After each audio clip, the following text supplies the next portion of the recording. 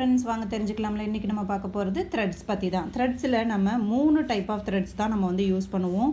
So first வந்து normal swing thread, நார்மலாக நம்ம டெய்லரிங்க்கு யூஸ் பண்ணுவோம் இல்லையா, அந்த த்ரெட் யூஸ் பண்ணுவோம். நெக்ஸ்ட்டு வந்து ஜரி த்ரெட்டு, தென் சில்க் த்ரெட். இதில் எல்லாத்துலேயுமே வந்து பிராண்டட் இருக்கும் உங்களுக்கு. ஸோ எந்த பிராண்டு கம்ஃபர்டபுளாக இருக்கோ அந்த பிராண்டு யூஸ் பண்ணிக்கோங்க. மெயினாக ஃபஸ்ட்டு நம்ம ஸ்டார்ட் பண்ண வேண்டியது ஆரி ஒர்க் வந்து நார்மல் த்ரெட்டு தான். நார்மல் த்ரெட்டு நம்ம எங்கெல்லாம் யூஸ் பண்ணுவோம் அப்படின்னு சொன்னால், beads, cut bead, tube bead, zardozi எல்லாத்துக்குமே வந்து நம்ம வந்து என்ன யூஸ் பண்ணுவோம் அப்படின்னு சொன்னால், மெயினாக வந்து நார்மல் த்ரெட் தான் யூஸ் பண்ணுவோம். அதனால தான் நான் வந்து எப்போவுமே ப்ரிஃபர் பண்ணுறது வந்து, ஒரு ஆரி கிளாஸ் நீங்கள் ஸ்டார்ட் பண்ணுறீங்கன்னா கண்டிப்பாக நார்மல் த்ரெட்டில் தான் ஃபஸ்ட்டு ஸ்டார்ட் பண்ணணும்னு சொல்கிறது. ஸோ இதில் ஸ்டார்ட் பண்ணி பழகுனீங்கன்னா உங்களுக்கு சில்க் த்ரெட் ஈஸியாக வந்துடும்.